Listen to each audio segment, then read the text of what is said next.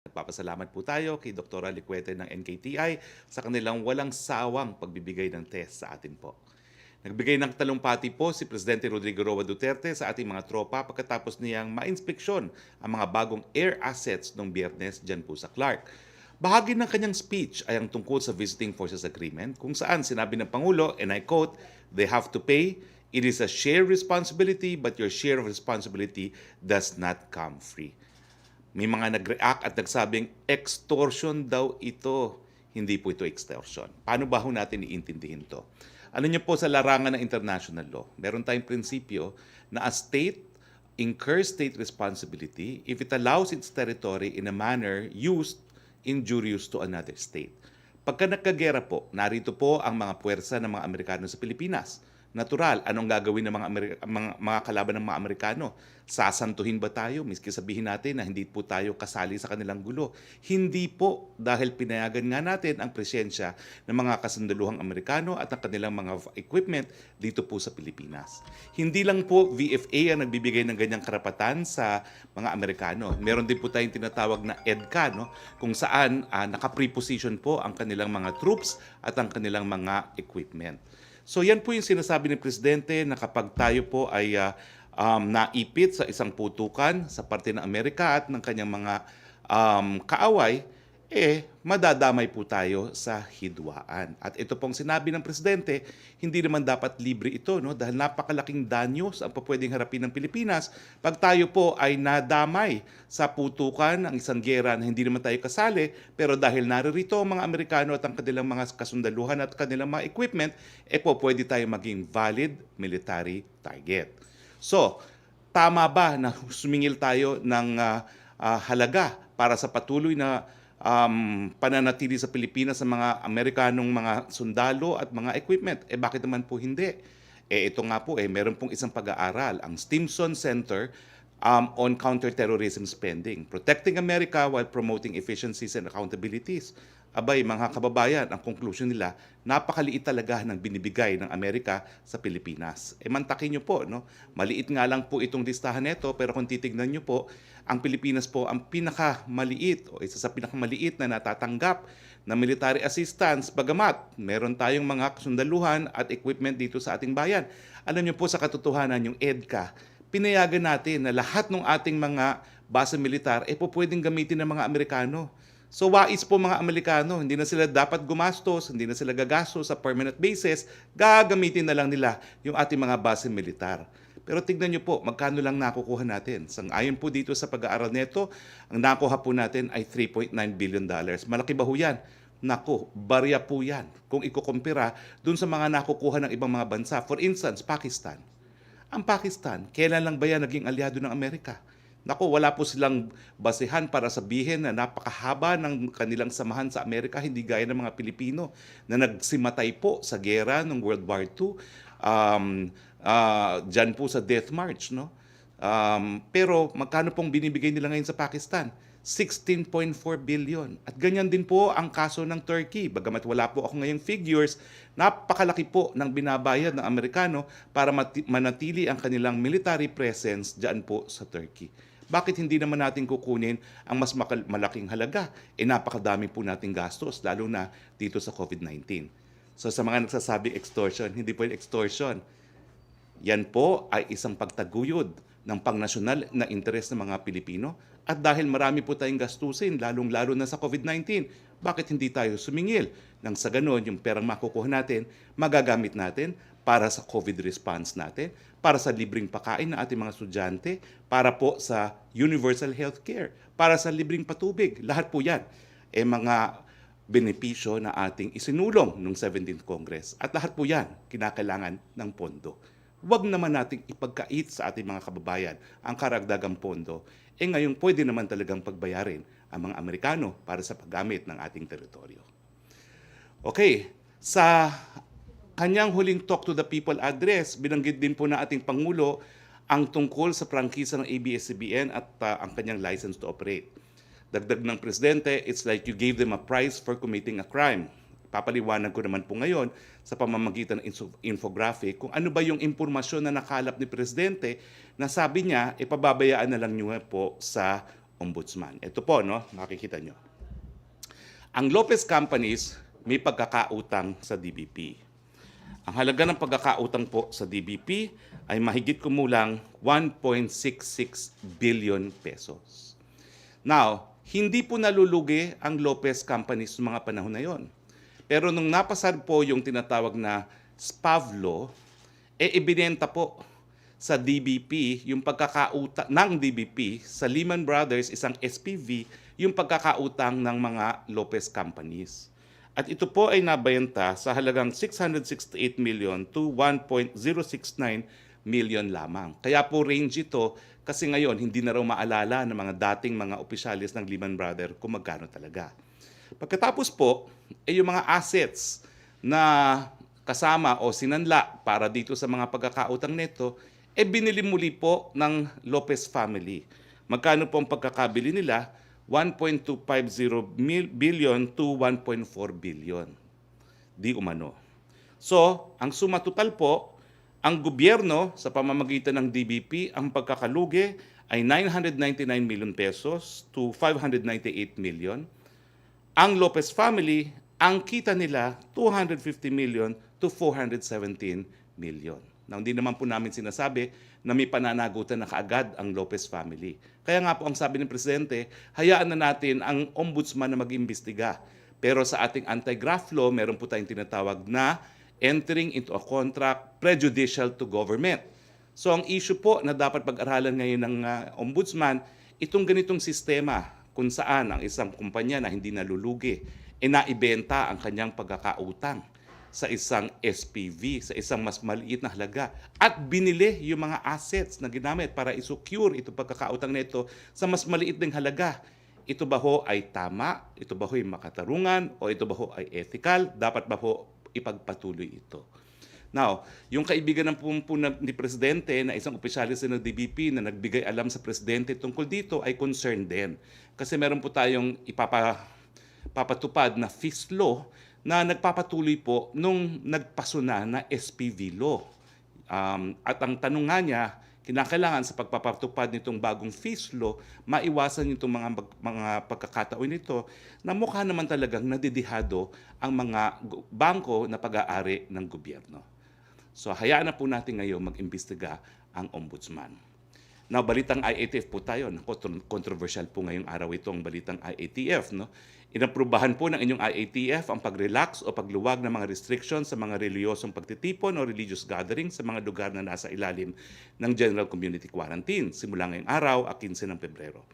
Pinayagan na rin po sa lugar ng mga GCQ hanggang sa 50% ang seating capacity or venue capacity.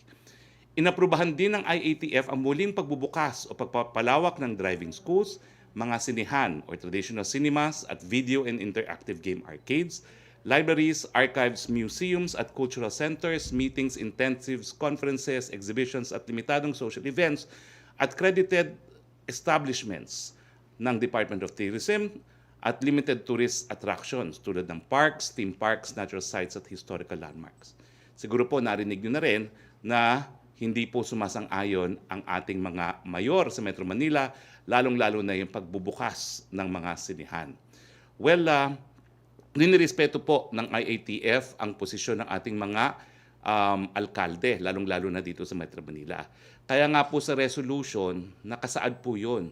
Ito po ay maging epektibo matapos po ang mga guidelines na i-issue ng mga lokal na pamahalaan, lalo na pagdating sa seating capacity ng mga sinihan. So, hindi naman po natin sinasabi na automatic na mula ngayon magiging epektibo yan dahil nasa lokal na pamahalaan po yan na bumuo ng kanilang mga operational guidelines. Pero kahapon po nagkausap si GM Jojo ng MMDA, si Secretary Lopez, kasama rin po ako sa usapan at kanina po ay nagkausap po kami ni Chairman Abalos. So ngayon po ang status nito, ang pagpapatupad po ng pagbubukas ng sinihan kung matutuloy po ay Marso 1. Kinakailangan po ipagpatuloy ang consultations at kinakailangan po bumuo ng guidelines ang mga lokal na pamahalaan bago po mabuksan ang mga sinihan. Sana po malinaw ito. Hindi po nagsasabong ang IATF at ang inyong mga alkalde Nagkakaisa po kami na kinakailangan buksan unti-unti ang ekonomiya dahil mas marami na po ngayon nagugutom kaysa doon sa mga nagkakasakit o namamatay dahil nga po sa COVID. Pero pinagkakaisahan din po ng inyong IITF ng mga alkalde, hindi dapat paluwagin ang minimum health standards. Kinakailangan po kahit anong pagbubukas ng ekonomiya, meron pa ring mask, hugas at iwas. At maraming salamat po sa mga alkalde dahil talaga naman pong proven partners po sila ng IATF sa pagpapatupad ng mga hakbang na ginagawa po natin para labanan ang COVID-19. At nakikita nyo naman po sa ating COVID-19 na yung ating tagumpay bilang isang bayan laban sa COVID-19 ay dahil nga po sa malapit na partnership at kooperasyon ng IATF at ang ating mga lokal na pamahalaan. Sa kunanayan, tignan po natin ngayon kung nasaan na po ang Pilipinas dito sa laban natin against COVID-19 in relation to other countries. Sa total cases po, meron po tayong 549,176. Tayo po ay number 31 sa buong daigdig. Sa active cases, 25,918. Tayo po ay number 41 sa buong daigdig. Sa cases per 1 million population, meron po tayong 499.41 cases. Number 134 po tayo sa daigdig. At ang case fatality rate mo natin, 2.1, bagamat bahagyang tumaas, ay number 67 pa rin po tayo sa Pilipinas. Yan po ang prutas ng kolaborasyon, kooperasyon ng lahat ng sambayanang Pilipino na patuloy pong nag-iingat buhay para makapaghanap buhay. Meron na po tayong 25,980 na mga aktibong kaso ayon sa February 14, 2021 datos ng DOH. Sa mga aktibong mga kaso, 93.1 ay mild at symptomatic, nasa 3% ang critical at 2.9% ang severe. Higit kalahating milyon or 511,743 ang kabuuan bilang ng mga gumagaling or 93.1% na po, tumaas po ang ating recovery rate. Samantalang malungkot naming binabalita na nasa 11,550 na po ang binawian ng buhay dahil sa coronavirus, nakikiramay po kami. Nasa 2.1% nga po ang ating fatality rate. Sa ibang bagay, binabati rin po natin ang ating kaibigan kasama po sa International Criminal Bar. Wala pong iba kundi si Karim Khan ng Britanya dahil siya po ang nahalal na bagong prosecutor ng International Criminal Court. Si Khan po ay isa sa pinakamagaling na defense counsels na humaharap po sa mga international tribunals. At kung hindi po ako nagkakamali, naimbitahan ko na po si Prosecutor Khan dito sa Pilipinas para mag-lecture doon sa mga train na ginawa natin para sa investigation, prosecution ng mga extralegal killings. Inaasahan po natin dahil si Mr. Khan ay isang batikang defense counsel at isang Briton, hindi po niya kakalimutan yung desisyon ng ICC na hindi po pwedeng mag-imbestiga ang prosecutor ng ICC, lalong-lalo na kung ang isang bansa kung saan nangyari o kung saan may mga national siya na inaakusuhan ng krimen ay handang mag-imbestiga at litisin. Yan po yung desisyon ng ICC sa kaso ng Iraq at United Kingdom kung saan nagdesisyon ang prosecutor na hindi na siya dapat magpatuloy ng kanyang investigasyon at hinahayaan na niya sa mga lokal na mga piskal sa Britanya ang pag-iimbestiga. Makakasama natin po ngayon ang Magsaysay Awardee, ang aking tutor po sa Universal Healthcare, Dr. Ernesto Domingo at Dr. Minggita Padilla. Alam niyo po, nung sinusulong po natin itong Universal Healthcare sa mababang kapulungan. Ito nga po yung kauna-unahang panukalang batas na sinampa natin sa kauna-unahang araw at kauna-unahang oras ng Kongreso. Kabalikat po natin yung tinatawag na UPPGH Study Group on Universal Healthcare. At ito po ay pinamumunuan ng ating Ramon Magsaysay Awardee, Dr. Ernesto Domingo. Sir, thank you very much for joining us today. He is also my personal physician. Dr. Domingo, are you in the house? Yes, thank you, Secretary. Thank you very much. Okay, sir, siguro paki-on lang po yung video. Naririnig po namin kayo pero off po yung video nyo. Pwedeng paki-on lang po. Ayan, sir. Now, sir, unang-una po, Thank bilang mentor ko sa usaping Universal Healthcare, Napabalita po lately nga na si Presidente, ang sabi niya, ipagpaliban muna yung pagpapataas ng premiums, no, ng PhilHealth. Ang tanong po man ng marami, paano po yan? Kinakailangan natin mangolekta ng premiums para mabayaran yung mga benepisyo. Ngayong hindi po pinayagan ang pagtaas ng premiums, sino po ang dapat magbayad ng karagdagang halaga para mapatupad po natin ang universal healthcare? Yan po yung aking unang tanong sa inyo. Dr. Domingo, the floor is yours. Mr. Secretary, alam naman niyo ang posisyon ng Universal Healthcare Study Group noong inyong kasama sa pagbalangkas ng UHC law. Sinabi po natin noon at sa ngayon, yun po rin pa ang ating posisyon na ang pagsuporta po sa universal healthcare, yung pong gagastusin, ay hindi po pwedeng manggagaling lang sa pera na galing sa kontribusyon o premium. Sa lahat po ng mga bansa na mayroong universal healthcare, ang karamihan po ng suporta sa pagbabayad sa mga serbisyo ay nanggagaling po sa taxes. Halimbawa po sa atin, alam niyo ito, Mr. Secretary, na kung titingnan niyo yung out-of-pocket expenditure, yung bangkong ikaw ay nagpagamot, ikaw ang magbabayad ng serbisyo, although bumaba noong 2019, nasa mga 48% na, dati po yan, nasa 54%. Sa dami po ng mga mahihirap sa atin, walang ibibigay na pang-premium dahil pag ginastusan nila ang kanilang pagkain, bahay, pag-aaral ng mga anak, damit, wala na pong natitira para sa health.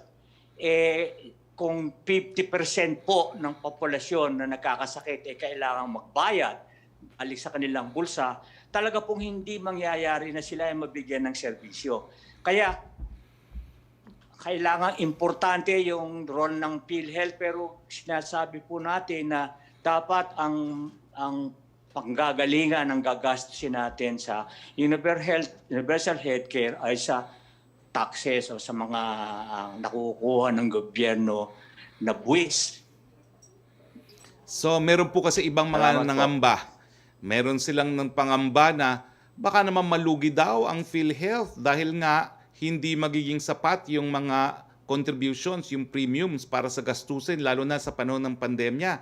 Pero ano bang sinasabi nyo? Sinasabi nyo ba ho na tama yung desisyon ng Presidente nung siya'y nagbigtaw ng salita? Hanapan ng ibang source of funding yan.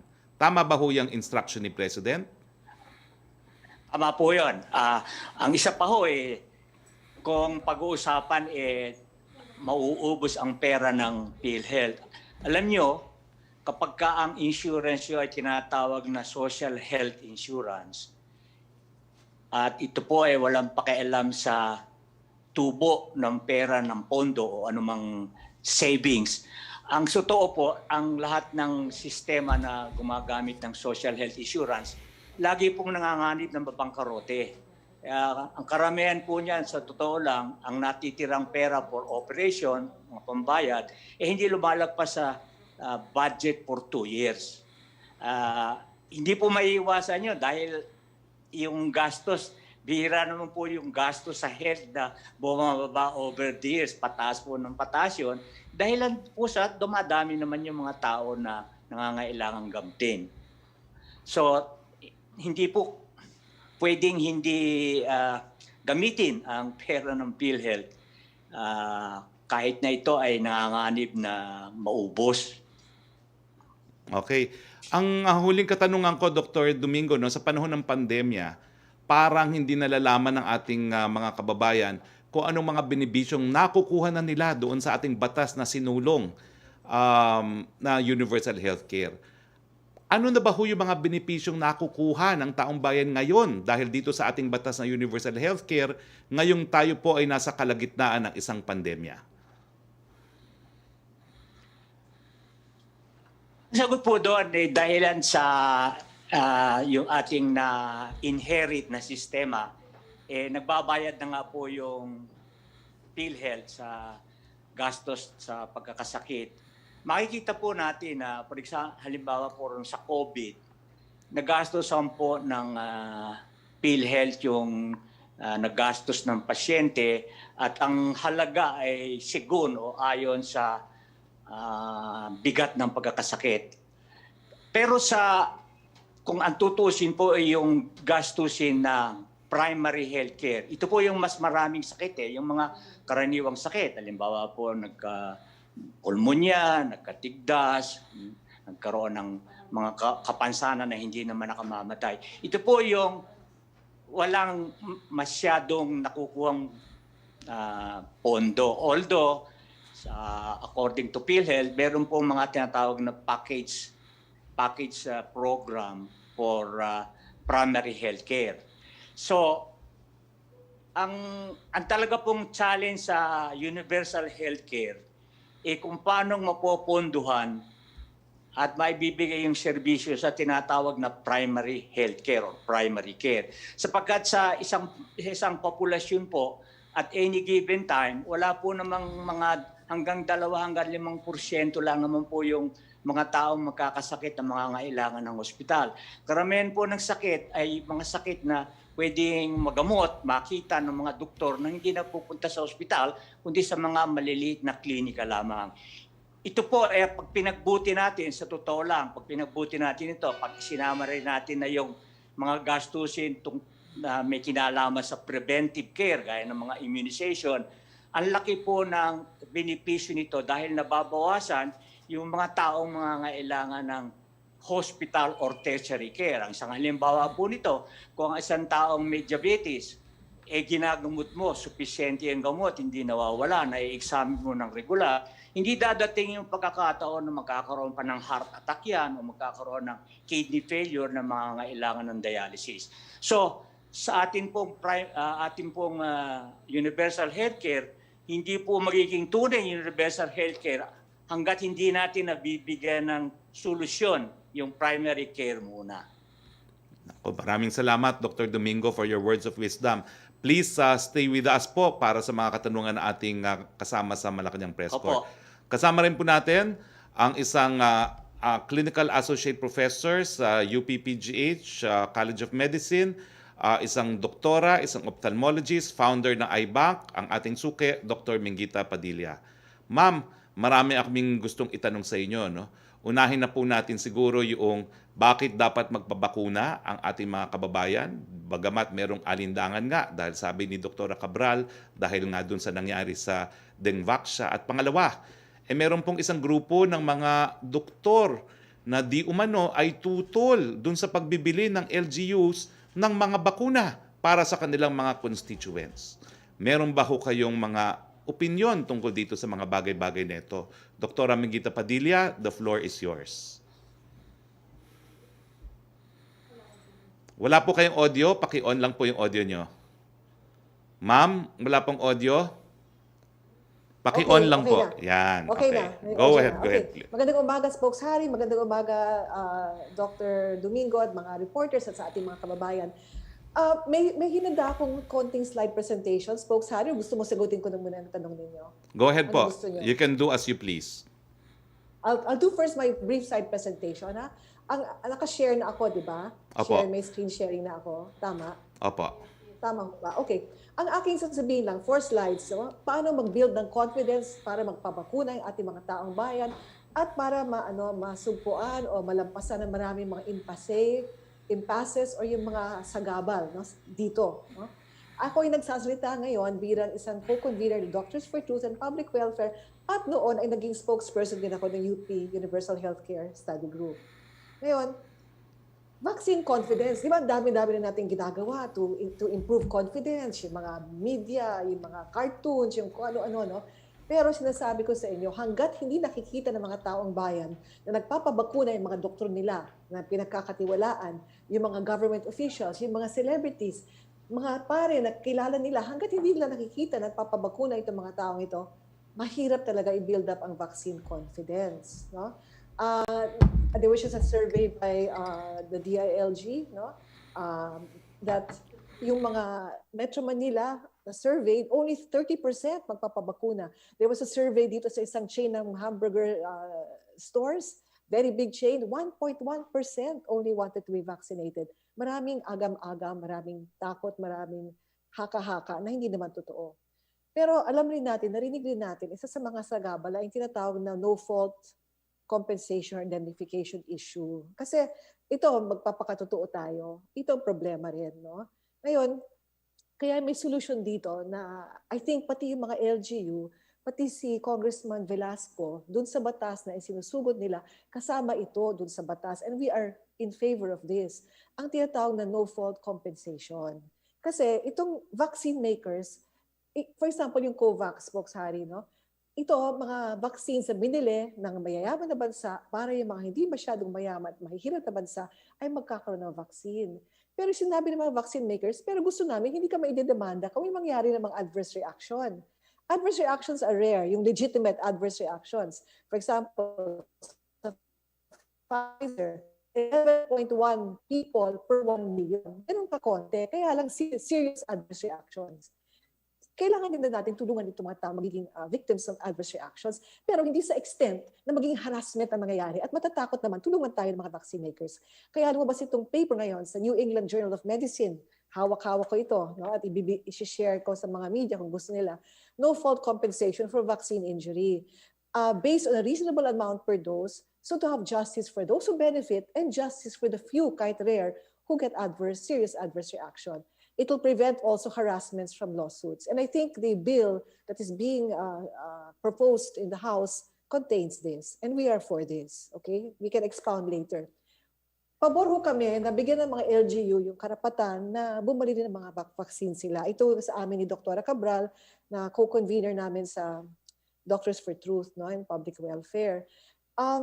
May mga ibang LGU talaga na talagang kayang-kaya nila to do a very good job with their vaccination. For example, Manila.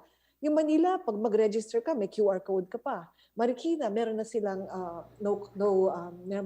yung compensation, no fault indemnity fund, meron na sila. So, on the condition that the LGUs will closely coordinate with the national government, with the DOH, para walang duplication at para masunod yung mga safety protocols. Kaya naman nila ito. Tapos susundan nila yung prioritization scheme. Hindi yung mga, porque malakas ka, ikaw makakaroon ng bakuna. Kailangan same prioritization scheme. That is what we want. Because then as far as equity is concerned, yung mga talagang mahihirap na LGU, yun ang dapat pagpondohan ng national government. Pero yung mga LGU na kayang bumili ng vaccine at kayang gawin ng tama, dapat naman siguro hindi natin pagbawalan. So we have to not be so harsh and so judgmental and give sweeping statements, no? And do not impugn mga bad intentions. Alam mo, we have to start trusting each other and working together. Kasi sinasabi ng iba, ay naku, gusto lang gumawa ng pera. Hindi eh. Alam ko kasi I'm working very closely with our LGU, with our barangay, talagang they want to vaccinate the people as soon as possible.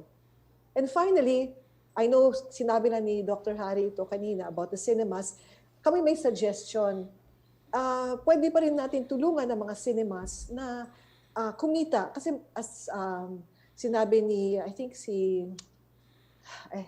Ramon Secretary Lopez, no? About 300,000 people ay dependent sa cinema industry for their livelihood. Baka pwedeng gawin ng mga LGU is outdoor cinemas, no? Like maganda na may outdoor cinemas sa park, etc. Ang kinatatakot ng mga doktor at kasama na kami doon is that kahit bawasan ninyo ang mga tao sa loob ng cinema, kasi kulog siya, kasi air condition, maaari pa ring ma-infect. No? So this is a suggestion. Okay. Tapos, finally, takot ang marami pa rin pumunta. So baka kung indoor cinemas, hindi pa rin pumunta ang tao. So yun lang, no? So these are some of our ideas and I can answer the rest of the questions about vaccine. Me personally as a doctor, tinanong ako ng isang tao, papayag ba kayo na Sinovac ang itulok sa inyo? Ang sagot ko, oo, papayag ako. Ang importante lang sa amin ay pumasa sila sa FDA, sa Vaccine Expert Panel, at bigyan ng EUA ng FDA. Once they have that, we trust them. I will have myself vaccinated, no? Whatever passes the EUA of the FDA. And we can explain that more later if you wish. Thank you very much. Thank you very much, Dr. Padilla. Pero one quick question kay Dr. Domingo. Sir, Yes. Doc, di ba ho meron pa tayong linatag na extra protection para sa mga publiko paggamit ng mga gamot at mga bakuna doon sa batas na binuo natin? Di ba ho meron tayong binuo na HTAC At kung hindi nagtitiwala ang taong bayan sa expert panel group ng FDA na wala namang dahilan, para hindi sila magtiwala dahil yan ang pinakadalubhasa sa lahat ng mga eksperto pagdating sa bakuna, meron pa tayong second layer of protection, yung HTAC. Ano ho yung HTAC, Doc? At paano yan nagbibigay ng additional protection na walang gagamitin o walang bibilihin gamit ang pondo ng gobyerno na hindi po dumaan sa masusing pag-aaral?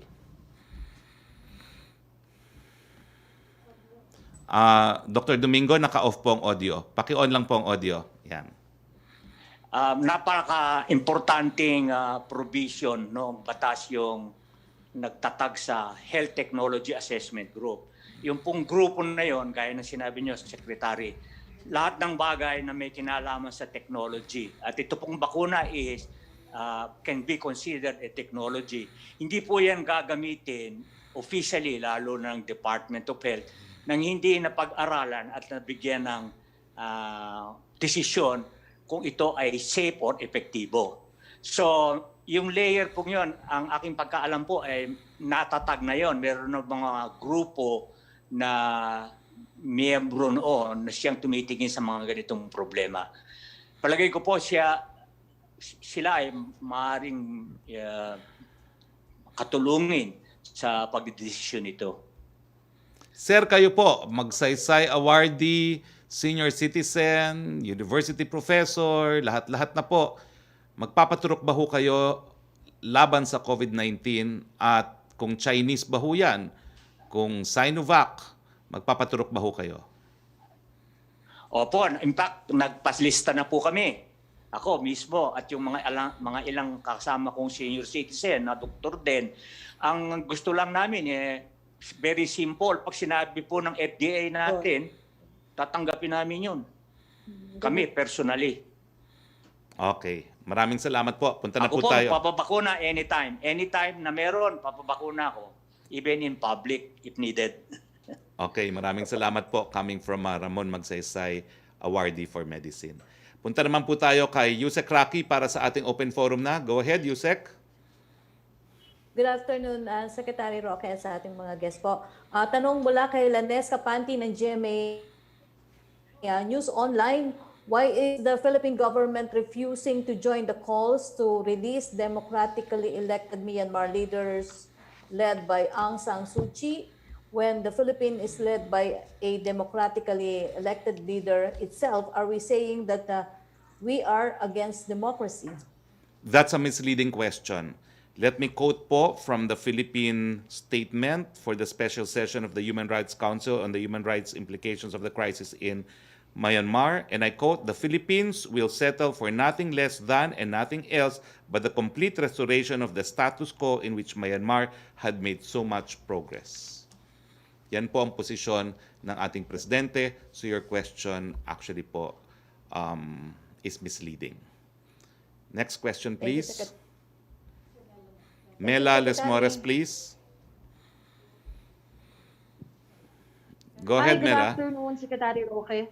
Opo, follow-up lang sir dun sa nabanggit natin kanina about cinema reopening. Para po ba sa Metro Manila lang yung March 1 na, iniurong na March 1 na reopening or para rin ito na sa iba pang probinsya? Paano po kaya yung mga lugar na gusto na rin naman at okay na sa mga LGU na magbukas? Well, gaya na aking sinabi po, no, yung pagbubukas ng sinihan is subject to LGU's issuance of guidelines. So kung ang mga LGUs po ay nag-issue na ng guidelines, wala pong hadlang para sila magbukas. Ang mga tumututol po ngayon at ang meron na pong schedule ng further consultations are the mayors of Metropolitan Manila. Okay. Sir, on vaccination schedule naman po, kasi nabanggit natin earlier na yun nga, Valentine's gift, itong bakuna para sa ating mga kababayan. Ngayon kung hindi po nga Valentine's gift, may bagong target po kaya ang pamahalaan kung kailan na matutuloy yung unang araw ng National Vaccination Program? And are we still confident po na matutuloy pa rin o masusunod pa rin natin yung ating timetable para nga dito sa pagpapabakuna?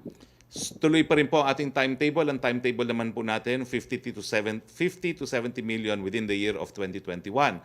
23rd po ang dating ng Sinovac, 600,000. Kung meron na rin pong EUA, tuloy po ang ating vaccination drive. May posibilidad din po that before the 23rd, baka dumating yung Pfizer. We cannot tell with precision kung kailan talaga darating ang COVAX facility, pero ang sigurado po, magsisimula po tayo ng buwan ng Pebrero. Kung hindi po Valentine's, Opo. well, And sir, yung mga belated kulang kung po hey ba- fat choy.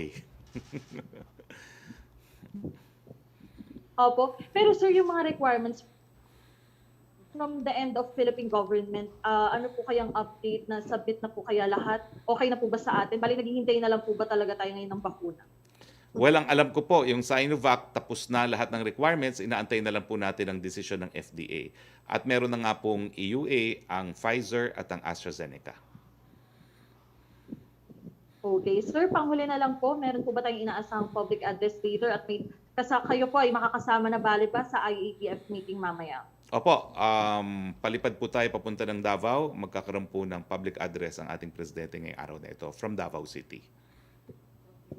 Okay. Thank you so much po, Secretary Maraming Roque. salamat, Mela. Punta tayo uli kay Yusek Roque.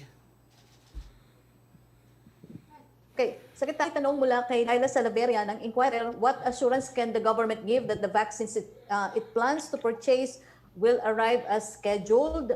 More senators have expressed concern over the lack of a signed supply agreement. Well, yung 23rd po na pagdating ng Sinovac, that's etched in stone. Yan po yung napagkasunduan na ng gobyerno ng Pilipinas at gobyerno ng China. Ito po ang donated vaccines na magagaling sa China. Sa Sinovac po, we are still hopeful that the delay is only about 1 week. But in any case, there is a written letter from no less than the COVAX facility saying that delivery will be in mid-February. Okay, ang second question po niya, what is holding up the signing of an actual agreement? Alam niyo po, na-explain ko na yan dati, na ang term sheet is also a perfected contract. Huwag kayong mag-alala. Perfected contract na rin po yan. Dahil kompleto na yung consent, object, and consideration. Kaya lang, it is a contract to supply and it is a contract to buy. Ang inaantay na lang natin, yung contract of sale mismo. No? Pero, syempre po, yung contract of sale, pag narariyan na talaga yung ating bibili, no? Kasi, syempre, kapag ikaw na may bibili na plano palang bumili, contract to sell o contract to buy, pero pag nandyan na, contract of sale na. So, sa akin po, hindi totoo na wala tayong obligasyon na perfected. Yung term sheet po is a perfected obligation or perfected contract. Pero antayin na po natin ang pagdating actually ng mga bakuna dahil yan po yung magiging dahilan para pumirma na ng contract of sale mismo. Opo. Secretary, yung third question niya, hindi ko lang po alam kung nasabi niyo kasi hindi ko naabutan yung unang bahagi po ng inyong presentation. Ang tanong po niya, what kind of payment does the President want in exchange for allowing the VFA to continue our COVID-19 vaccines part of it? Pakistan got 16 billion. We think we should get something similar or close to that amount, but definitely not the amount we're currently getting. Ang fourth question po niya, why did he now decide to make more demands on the US to continue the VFA? Well, dahil nagkakaroon nga po ng usapin na nagsabi rin ng mga Amerikano na nais nilang ipagpatuloy yung ating kooperasyon, no? At nais nilang ipagpatuloy ang VFA, no? Nakabahagi ng Mutual Defense Treaty. Thank you, Secretary. Thank you very much. Kay Trish Tirada na tayo.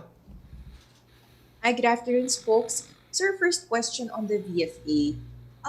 We're just wondering, does the government share the view of some experts that VFA or the presence of American troops have in a way been helpful to the Philippines in terms of protecting our territories, our waters to be particular?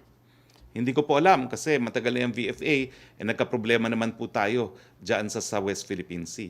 In fact, naalala ko po, nung kami po ay nag-oral argument sa constitutionality ng VFA kung saan naging kliyente ko si dating Senate President Jovito Salonga, si Justice Carpio noong mga panahon na yon ay kakampi ko. At ang sabi ni Justice Carpio, bakit nandyan ang VFA? Nandyan ang Mutual Defense Treaty na wala sa atin ng panatag, na nagkaroon ng malaking presensya ang mga Chino dyan sa West Philippine Sea. No? kung talagang tinupad ng Amerika yung kanyang obligasyon na bigyan tayo ng saklolo pag tayo'y linusob, marami ng pagkakataon na wala na sa ating isang isla, hindi lang panatag, no? Hindi naman po tumulong ang Amerika. Ang naging consistent position ng Amerika pagdating doon sa pinag-aagawang teritoryo sa West Philippine Sea, I quote, "America does not take sides in the ongoing territorial controversy." So ang tanong ng lahat, para kay pa nga ba yung Mutual Defense Treaty na yan kung hindi natin magagamit kapag nawawalan tayo ng teritoryo? Sir, ito pong demand ng Pangulo, in a way, is it largely also because that we need funds for our COVID response? And ito po bang usapin na to, is this something that has been raised formally to the US? Because some say it's a very undiplomatic move that time. It somehow painted a bad image about the Philippines daw po. Yun nga po yung Diplomacy mga is source. only about niceties, but the policy remains the sole prerogative of the president, because the president is the sole architect of foreign policy. So that is the policy of the president, either way you put it. Sir, yung doon na lang po sa COVAX, no, I think I just want to stress on the point about sa documents. Meron pa po ba tayong document na hindi nakakomply? That's hence the delay in the arrival of vaccines. Where are we in terms of submission of these documents po?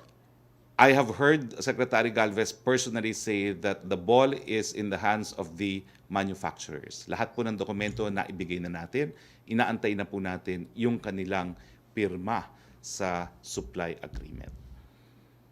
But right now, sir, there is still no exact date po, no, of arrival of any brand. 23 po, Sinovac. Sir, one last, because there's a survey by the DILG saying that only 30% in Metro Manila are willing to get vaccinated. Where do you think are we having a problem in terms of convincing Sa catch-20. the people? And kagaya po nung nabanggit ni Dr. Padilla po kanina, that it would be nice, to have celebrities, priests join them, but not part of the priority. Is IATF somehow open to easing, or NTF open to easing the categories for vaccination to include these people, these somehow influencers? Well, I think the president has said that he will now have himself vaccinated publicly. He only has to announce when it will be done. And that's, of course, in recognition of the fact na nag-aantay ng senyales ang taong bayan, no? Kung talaga sila ay magpapabakuna o hindi. So I think that is a policy that we will now pursue. Sinabi na rin po ni Senator Bongo na ibang mga high officials should volunteer, and they have in fact volunteered. LGU mayors have said that they will volunteer to be first in line for the vaccination. Ang aking ine-emphasize lang, wag naman po kapag nauna mga namumuno ay sasabihin VIP na naman. Gagawin lang po natin yan dahil nga kinakailangan mapataas natin yung kumpiyansa na ating mga kababayan na magpabakuna, hindi po dahil sila ay VIP. So sir, final na po, the president will get vaccinated. And sundot ko na lang din sir yung question, the VP also expressed intent or her willingness to be among the first get vaccinated to boost confidence. Will there be an allocation also for the vice president? Hindi ko po alam. I leave that to the DOH because the president has said, okay, if you want me to, and there's public clamor, he said he will. I do not know if there's also a public clamor for the vice president, but I also know that in terms of priorities, the president is a senior citizen, no, and entitled to priority. I have comorbidities. I'm also entitled to some priority. So let's see if the VP will fall under any of the priorities. All right, spokes, salamat po. Thank you. Maraming salamat po. Yusek Roque, please. Secretary, question from Pia Gutierrez of ABS-CBN. Will President Rodrigo Duterte certify as urgent the bill that will allow LGUs to directly purchase COVID-19 vaccines? As I said, it's not just certification. It is an appeal to Congress that it is an urgent administration measure which should be passed right away. Thank you, Secretary. Yes, punta na tayo kay Melo Acuña. Melo, for your information, I partook of your birthday handa before the press briefing. So kung makikita mo, cool na cool ako ngayon dahil busog na ako. Salamat sa iyong chicken at iyong kare-kare. Ganun pala dapat, para cool na cool ako, Good kinakailangan magpadala ka palagi ng Good afternoon, pagkain. Secretary. Yeah. Let me just have several points. Kung titingnan na po natin yung Mutual Defense Treaty na magdiriwang na ng ika-70 anibersaryo, ito po ba'y nakatulong sa Pilipinas on a cost-benefit ratio? Because if it is not, then why prolong the agony? Number one. Napakahirap naman pong sagutin yan. That requires a treaty, no? In any case, so I don't think I can answer that in one press briefing. No? Sabihin na lang natin, it has had its advantages and disadvantages, but for now, what the President wants is if we want to continue using our territory, we want just compensation for it. Hindi barya, hindi bulok ng mga equipment. Yung mga dumating pong equipment, binili po natin yan, hindi po yan binigay. Number two, meron po kayang pagbabago sa policies ang American government under President Biden tungkol sa issue ng relasyon sa Pilipinas at South China Sea or West Philippine Sea? Hindi ko po alam, pakitanong yan sa American spokesperson. Alright. Ano po kaya ang posibilidad na magkaroon ng impact yung pagkakahirang sa bagong kapalit ni Fatou Bensouda doon sa reklamong nakarating sa ICC tungkol sa Pilipinas? Well, as I said po, no, unang-una, nag-congratulate po tayo kay Mr. Karim Khan na kasama natin sa list of counsel ng ICC. Naging bisita na po rin natin siya. At inaasahan po natin na ipatutupad po at i-apply ni Mr. Khan yung jurisprudence sa UK, yung reklamo na di umano'y may mga war crimes ginawa ang mga UK na mga kasundaluhan sa Iraq. No?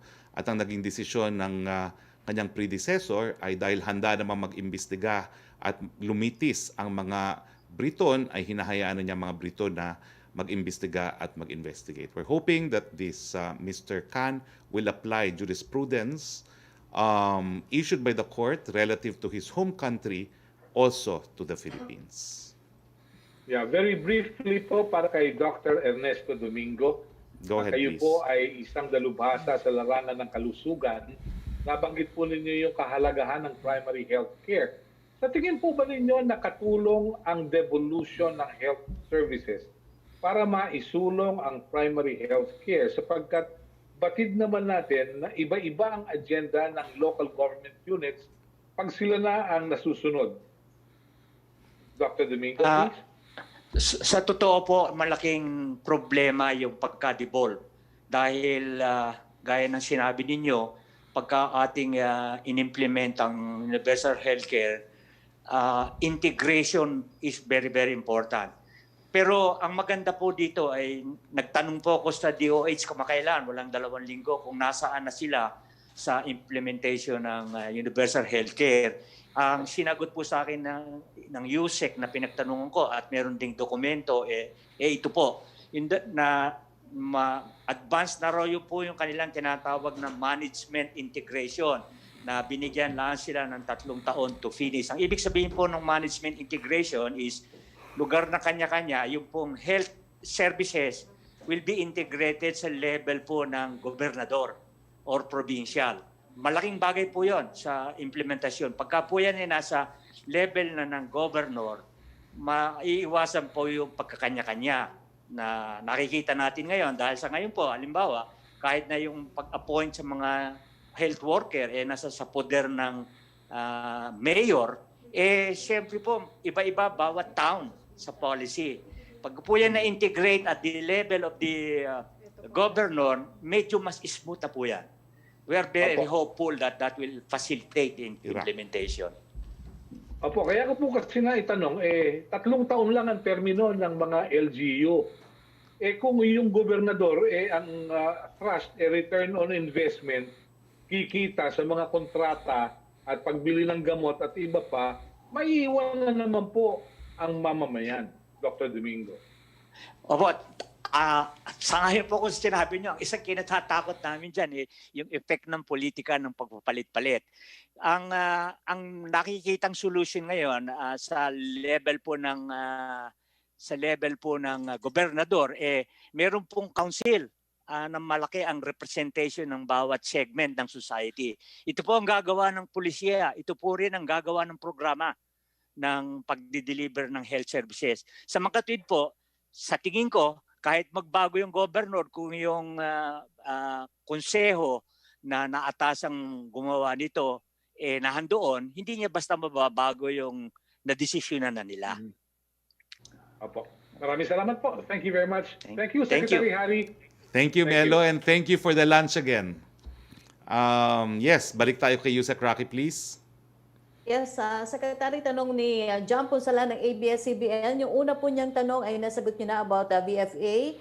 Ang second question niya, the DILG said only 1 in 3 Metro Manila residents are willing to get COVID-19 shots. Aside from info drives, how will the government boost the public's vaccine confidence? When will the President announce whether or not he will get vaccinated in public? I think I've already answered that po. Asked and answered. No? Okay. A question from Maricel Halili ng TV5. Na halos nasagot niyo na rin po, Secretary, pero sabi niya dito, Metro Manila mayors are not in favor of the reopening of cinemas. They said there is no ventilation, so it is more risky. What is the response of IATF to this? Asked and answered na po. Consultations until end of February, and we will see po if they can come up with guidelines. Thank you, Secretary. Thank you. Punta naman tayo kay Alexis, no? Ang decision po ng ICC ay doon sa kaso ng Iraq at sa UK nung nais mag-imbestiga nung dating prosecutor di umano tungkol sa mga nagawang war crimes ng mga sundalong Briton sa Iraq. At ang naging decision po ng ICC ay dahil handa naman pong mag-imbestiga at maglitis ang mga Briton ayon sa kanilang pambansang legislation, ay hindi na po nag-imbestiga ang prosecutor. Okay, Pia Renada, please. Hello, good afternoon, Secretary. Good Can you hear afternoon. me? Yes, I can hear you.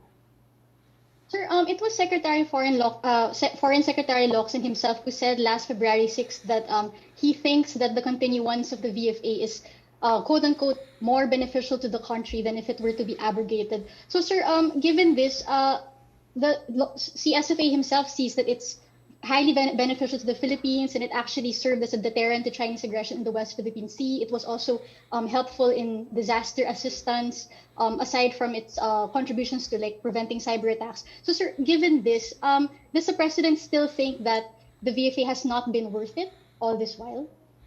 Well, Does the I president can not share only the view of say Secretary Locsin? that the president has previously said that he will terminate the VFA subject to extension of the date of effectivity of the termination at least twice.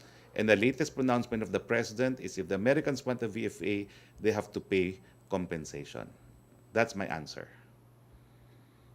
Oh, so sir, bakit ganun, sir? The president thinks that the benefits the VFA provides is not enough. Well, He wants more. Well, he wants compensation for use of our territory because it will be in a manner that would endanger lives of Filipinos. So, sir, what's the plan if the U.S. decides not to buy it, if it gets insulted and pulls out? How does the government intend to fill the gap given all the benefits provided by the VFA? I think the president has been clear.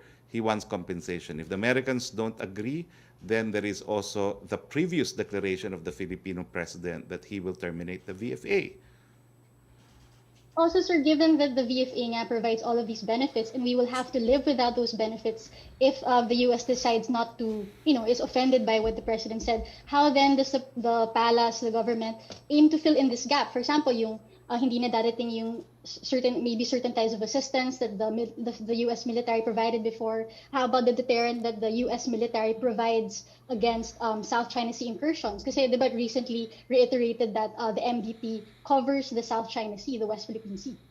Well, alam mo nga, sinabi ko lang kanina dun sa oral arguments on the constitutionality of the VFA, no less than Justice Carpio then said, kaya nga parang walang saysay itong MDT neto dahil despite the fact that the MDT was in existence, ang policy ng mga Amerikano is hindi sila naghihimasok sa pinag-aagawang teritoryo.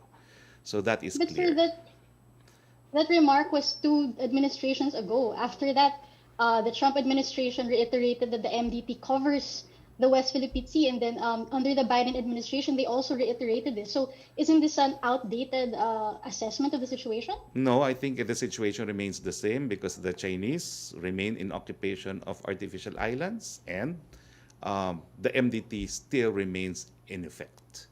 So I don't So really you're know saying, what sir, answer you want. we can afford to lose.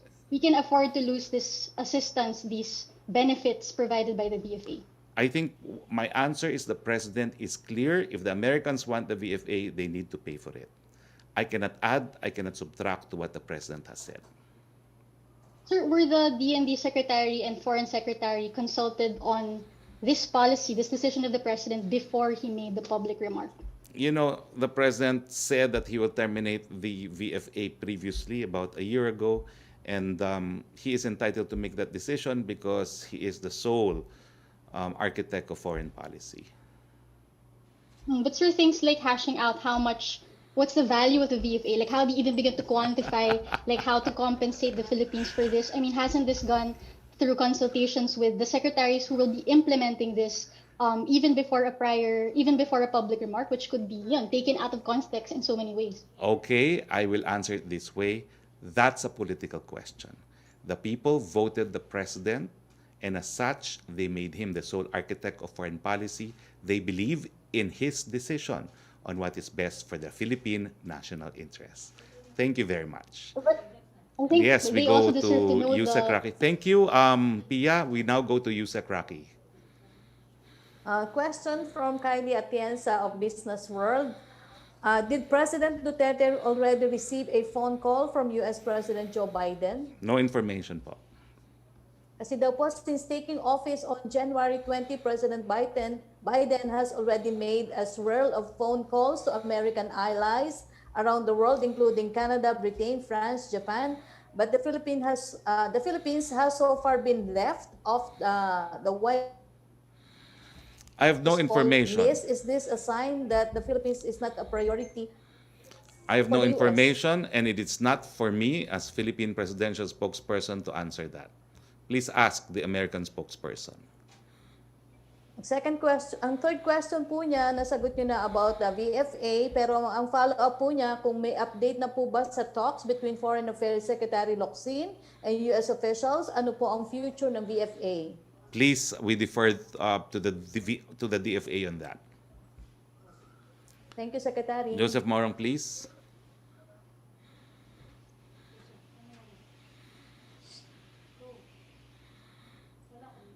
Joseph, wala kang audio. Oh, pinakamute ako. Okay, sir, can you hear me now? Yes, I can hear you. Sir? Yes, go ahead. Shucks. Yeah, I'm having problems with my connection. This is smart, so not very smart today. Ikaw Sir, talaga, you sa had to BFA, mention it, ha? Can you hear me now? Yes, I can hear you. I can't hear you. Go ahead. Sir, okay, game. Dear Smart, good morning, Smart. Sir, game, VFA question. You said that at the very least we should be getting 16 billion US dollars. Yung figure nyo, sir, is 2017, no? But in what I way? think What that's a kind of misquotation. payment- I did not say we should be getting at least 16. I said we should get an amount similar or close More to than. what Pakistan is getting, but I did not say that we should get at least 16 billion. It should be of the same amount or similar amount, but definitely Pero more than what we're getting. not what we're getting right now. Okay. Okay. But in what way, sir? There was a question and I want to pick up kanina, parang hindi nyo nasagot. Does it include COVID vaccines? No, because the COVID vaccines we will pay for. Oo nga, no, yung sa Pfizer. But sir, the Pfizer, the 117,000 doses from Pfizer is going to be through COVAX, but we have a contribution there, you know? Yes, we're also paying for that. Okay, sir, the president also said last Friday that the Philippines cannot afford to be, or he cannot be, afford to be brave in the mouth against China. That's not a very patriotic thing to say as a president, do you think? I don't think it's unpatriotic. I think it is. It's the reality that given the current state of our armed forces of the Philippines, we cannot engage in a shooting war with any country, not just China. Mm-hmm. Pero sir, clarification lang, yun pong survival or yung continuation ng VFA is hinged on America increasing its monetary dividends to the monetary contribution to the Philippines. Tama? The decision whether or not to continue with VFA is a decision to be made by the president, and he has said that he wants to be paid, he wants better compensation for presence of American troops and facilities in the Philippines. So just one last subject, sir, sa indemnification. For the record, para dun sa ating mga kababayan, nagkaroon sila ng masamang epekto dun sa bakuna, babayaran po ba sila? And how are we going to do this? Well, the proposal pending also in Congress, it is the Philippine government that will compensate. Doon naman po sa COVAX facility, ang obligasyon din natin ay dapat tayo rin po ang mag-compensate sa mga magkakaroon ng side effects at na naging suhestyon ng ating Secretary of Health ay ang PhilHealth ang magbabayad doon sa mga magkakaroon ng side effects. Ibig sabihin, sir, in the absence of a law right now, ang magiging nating indemnification mechanism will be PhilHealth. Will that be enough? Will that satisfy yung condition ng Pfizer I believe so, and no? AstraZeneca? I believe so kasi under universal healthcare, and Dr. Domingo, correct me if I'm wrong, the essence of universal healthcare is we have single purchaser of all medical goods and services. So pagdating sa side effects, syempre, ang magbibigay pa rin po ay ang PhilHealth. Dr. Domingo, your thoughts on this, please? Yes. Go ahead, sir. Go ahead, sir. Yes, it should be. Yes, it should be PhilHealth that should pay for this. Because once you react, that's already an illness, strictly speaking. Whether it came from vaccine or somewhere else is immaterial. What you need is support to get you out of the problem that resulted. So it seems, Joseph, that what they want by way of an assurance, we have already enacted into law in the Universal Healthcare Law. So therefore, sir, yun pong ang status ba, sir, natin is that Pfizer and AstraZeneca is asking for a law, indemnification law, that will cover mga adverse effects. Is that the status now? That's why yung delivery is delayed? I do not think so. They want the Philippine government just to sign an agreement clarifying who will assume obligation for indemnity. And under the Universal Healthcare Law, it is the government through PhilHealth that will assume that. So sir, mukhang wala na tayong problema as far as that condition is concerned, and therefore the process of procuring should be moving along. Correct? I believe so, and that is why Secretary Galvez is of the opinion that the delay is only for about 1 week. Okay. Sir, just one soundbite lang, sir. Why did the president change his mind again about vaccinating himself in public? Dahil ninanais po ng presidente na lahat ng Pilipino ay magkaroon ng kumpiyansa na magpabakuna dahil ang bakuna po ang solusyon dito sa pandemya ng COVID-19. Thank you very much, Joseph. Sorry, sir. Thank you for your time, sir. Thank you. Thank you, Doc Domingo. I wish you could be by my Thank you. side every day to help answer these difficult questions. Yes, Yusek Roque, please. Thank you.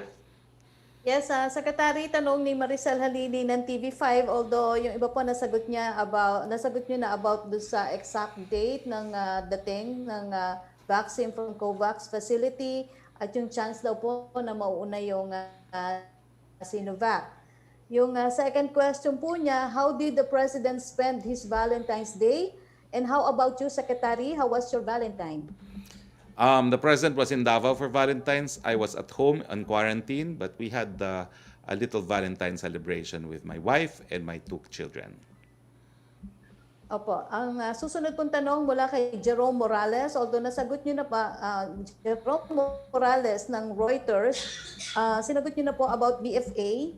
Ang susunod pong tanong mula kay Sama Denilla, may proposal po kayang Malacanang kung magkano po ang additional funding na pwede pong ma-allocate for PhilHealth to offset po yung impact ng delayed implementation ng premium hike nito? If yes, magkano po ito at saan ito kukunin?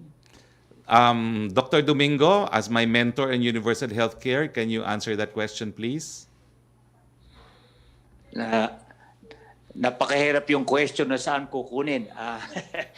I think if government will spend for this, then it has to come from the initiative of Congress, no? Allocating the money for it. Oo. Tama po yan, no? Unang-una, nasa batas na po na ang funding natin sa universal healthcare ay galing po sa sin taxes, galing po sa kita ng PAGCOR, galing po sa kita ng PCSO, at galing po doon sa budget na binibigay din sa DOH at yung iba pang programa ng gobyerno na nagbibigay ng medical assistance. No? At kung kulang po yan, then special appropriation from Congress. Opo. A question mula kay Michael Flores.